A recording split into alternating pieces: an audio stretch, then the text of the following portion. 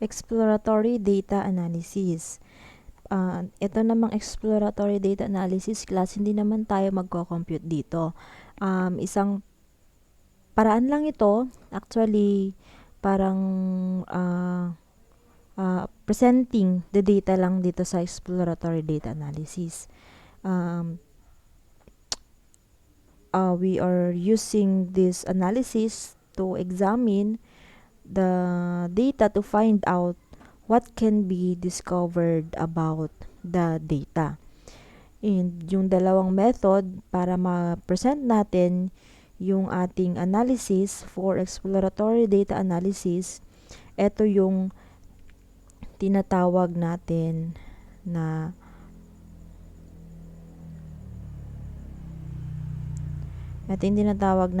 stem and leaf plot at saka box and whisker plot. Hindi tayo magko-compute dito, mag-represent lang tayo ng data analysis natin. So, paano ba gamitin tong dalawang ito? Stem and leaf plot at saka box and whisker plot. Pero syempre, unahin muna natin yung ating stem and leaf plot. Kapag sa stem and leaf plot, it uses the first digit or first digits, no? First two digits or three first digits. So, ginagamitan natin yung first digit. First digit na magsisilbing stem natin. And the last digit kasi pwede namang mag 3 digit tayo eh. Last digit, ito naman yung magsisilbing leaf ng ating gagawin na presentation, no? To form a group of classes. Okay, so kapag ang ating data ay 2 digit, hindi naman tayo makakapag-create ng stem and leaf plot kapag isang digit lang yung ating data. So, kailangan 2 or more digit yung kailangan natin para present tayo ng stem and leaf plot, no? So, kapag 2 digit yung ating data, let's say 12, 13, 14, so on and so forth na data, basta 2 digit, yung first digit, which is 1, first digit, basta lahat ng first digit, yun yung magsisilbing stem. And then yung last digit, yun yung magiging leaf. Kapag 3 digit naman, mga anak, yung ating data, let's say 453 to 51 to 81. No? So, 3 digit yung ating data. So, pag ganito naman na case, yung first 2 digit, yun yung stem, no? First 2 digit. And then yung last digit, always na last digit, yun yung magsisilbing leaf natin. So, same true kapag 4 digit, 2 digits. Tingnan natin ng S. Yan. So, 4,532, 1,233, 7,021. Okay, 4 digits. So, kapag ganyang case naman, yung first 3 digit, yun yung stem. Yung last digit, always na last digit, yun yung magsisilbing leaf natin. So, ganun yung ating pag-create ng stem and leaf plot. Now, dito na tayo sa ating example. Proceed na tayo kaagad-agad sa pag-create ng stem and leaf plot using the given example. Okay, so we have a 100 item test that was given to 25 with statistics students and the result is shown below. Okay, so let's make a stem and leaf plot of the following data. So, before tayo makapag-create ng stem and leaf plot, ang first step natin is to arrange the data to ascending order. Arrange the data to ascending order. So, kapag in-arrange natin yan, class, kailangang sa pag-arrange natin, kailangang i-separate na natin yung data according to classes using yung kanilang mga first digit para ma-separate natin yung kanilang classes. Mas madaling mag-create ng stem and leaf plot. So, what I'm telling is ganito, no? So, lahat ng may first digit na 1, pagsamahin mo na sa isang row. So, ano ba yung mga may first digit na 1 sa ating example? Ito ay ang 12, 13, dalawang 13, 14, 17, 18, ay, sorry. Ay, tama. 12, 13, 13, 14, 17, dalawang 18, and then 19. So, yan yung mga may first digit na 1. Pare-paro sila. So, ilagay lang natin sila sa isang row. Now, proceed ka naman sa yung first digit is 2. So, meron tayong 20, 21, 20, dalawang 22, dalawang 23, isang 24, 25, 28, and 29. Okay, so yan yung mga may first digit na line of 2. Okay, since meron pa tayong nakikitang mga line of 3, ang first digit, o idagdag natin yon, no? So, sa pag-arrange, although naka-arrange naman tayo ascending, sineseparate lang natin yung mga magkakapareho ang first digit. So, proceed tayo sa line of 3, ang first digit. So, meron tayong 31, 32, 35, and 36. And meron din tayong line of 4, which is 43 and 48. And then, nag-iisang 55. So, ganyan tayo mag-arrange ngayon ng ating data to ascending order. Nakaseparate na, depende sa kanilang first digit. Magkakasama na yung magkakamukha ang first digit. Okay, after arranging the data to ascending order, gagamitin na natin ngayon yung mga first digit for the leading digit or stem and list all the last digit in order for that trailing digit or yung ating leaf. So, mag-create lang tayo class ng stem at saka leaf na header. Lagyan natin ng linya. Okay, so, napapansin ninyo, nakaseparate na tayo. So, meron tayong magkakapareho na 1, 2, 3, 4, and 5 na first digit natin. Therefore, isulat lang natin sila na 1, 2, 3, 4, and 5. So, sa pag-create natin ng stem class, although maraming 1, marami tayong first digit na 1, pero sa stem, huwag nyo nang ulit-uliting isulat na 1, 1, 1, 1, 2, 2, 2, 2, 3, 3, 4, 4, and 5, no? Huwag nyo nang isulat.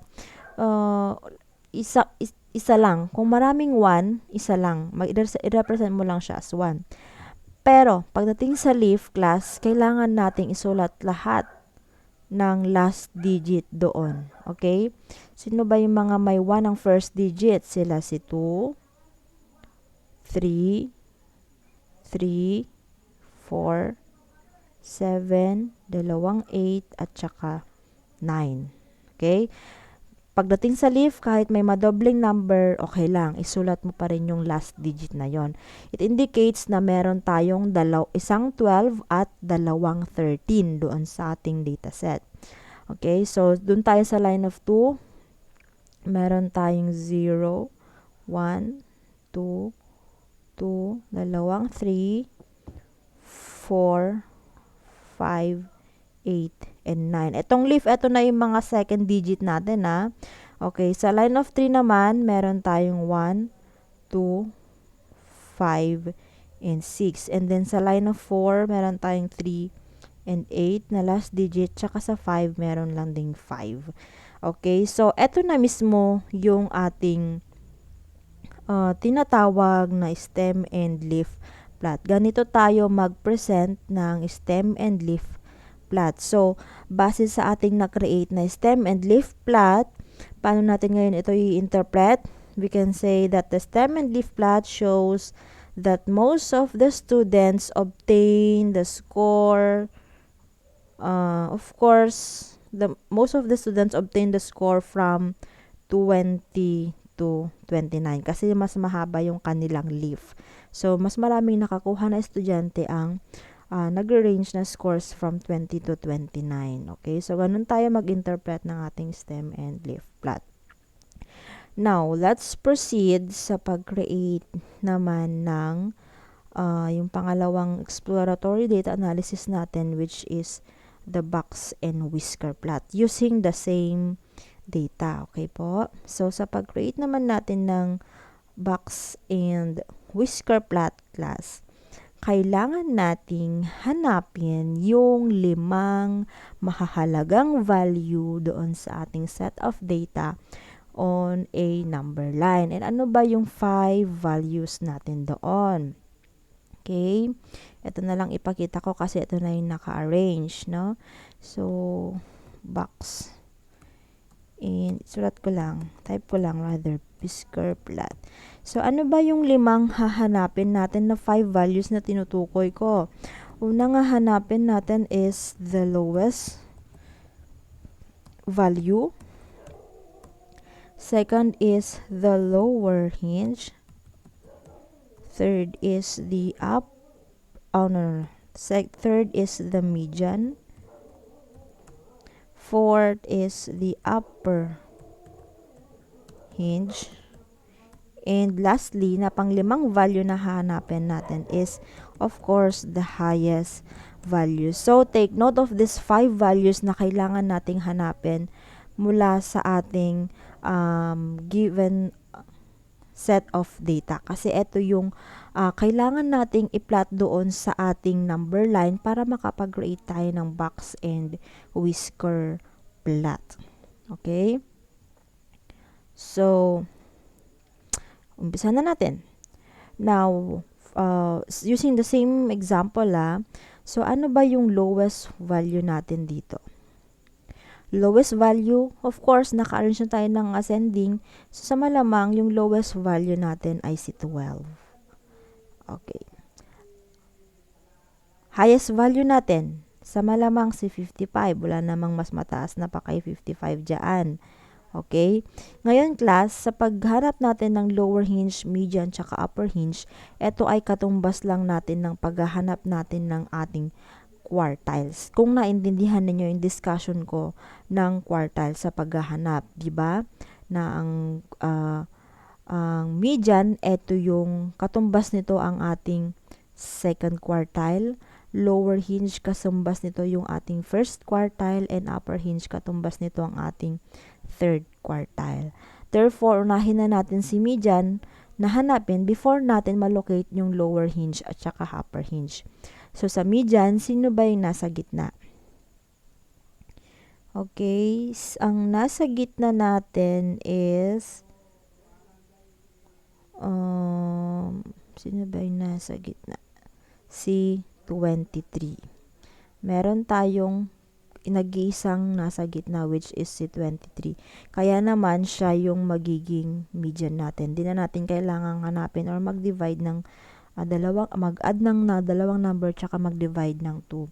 So, meron na tayong median, which is si 23. Now, pwede na nating mahanap si lower hinge, which is ito yung number na nasa gitna from the left side mula sa ating median. So, kapag hinanap natin yung middle nito, dito sa mga numbers na ito, papuntang median, yung ating lower hinge ay makikita sa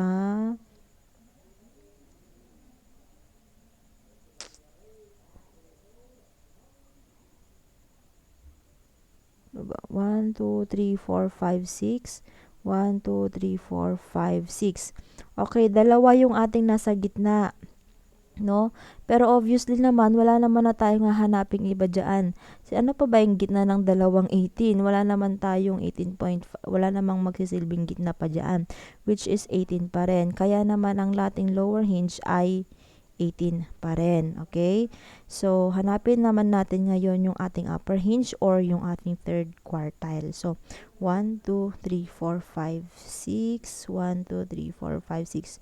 Dalawa ulit yung ating nasa gitna. And obviously, ang gitna ng 31 at saka 32 is 31.5. Okay? So, eto na ngayon yung mga values na importanteng kailangan nating mahanap bago tayo makapag-create ng ating box and whisker plot. Now, after nating mahanap itong 5 value na ito, all we need to do now is to create a number line. Okay? Number line. But sa paglagay natin na number sa ating number line, syempre, wag na tayong mag 1, 2, 3, 4, 5, 6, 7, 8, 9, 10 sa paglalagay. Kundi i-consider naman natin yung mga nahanap natin na value, no? Para hindi na mapagkahaba-haba yung gagawin natin number line. So, mag-create na tayo ng by 5 or by 10 para madali tayong mag-plot. So, start tayo kay 10 kasi 10 at 12 na yung lowest value natin. So, mag-start tayo kay 10, 20, or by, mas maganda siguro kung by 5. Sorry. 10, 15. 15, 20, 25, 30, 35, 40, 45, 50, and then 55, tsaka 60. Okay, sobra na natin 60 kasi 55 na yung ating ano. Now, after natin mag-create ng number line, locate natin tong mga 5 values na to sa ating number line. So, si 12, sa lowest value, let's assume na andito si 12. So, sa taas niyan, mag-create ka lang ng vertical line. Medyo maliit na vertical line. Then, after mong i-draw si lowest, i-draw naman natin si highest value, which is si 55. So, andito si 55. Si lowest value tsaka si highest value, pareho ng size. Okay? Now, dito itong tatlo, sila naman yung magkakasize. So, si lower hinge is 18. So, let's assume na andito si 18. Mas malaki yung ating tatlong value. Ano po? And then, si median, si 23 andito. Sila yung magkakasize. And lastly, upper hinge, 31.5. So, 31.5. Let's assume na andito si 31.5. Okay? Mas magkapareho ng size ang lowest value tsaka highest value, samantalang yung tatlo na nasa gitna sila yung magkakasize. Okay? After that, just draw a box. Connect mo lang yung tatlong value na nasa gitna, and then connect mo din yung lowest value, lalagpas, tatama sa tatlo, and then dudugtong ulit sa ating highest value. Okay? So, yan na mismo yung ating tinatawag na box and whisker plot. I hope you understand kung paano tayo mag-represent ng using box and whisker plot. So, para ma-interpret naman natin ito, nagawa natin, the box and whisker plot shows that the data is not symmetrical, 'di ba? Hindi naman siya parang bell shape. Although yung sa ating shape of data distribution, may consider natin siya as positively skewed, no? Skewed, pag ganun yung ating, or right skewed yung ating presentation. The data is positively skewed since yung ating whisker is longer on the right side. So, yan na yung ating dalawang exploratory data analysis, which is the stem and leaf plot, and the second one is box and whisker plot. I hope you learned from this discussion. Thank you and goodbye.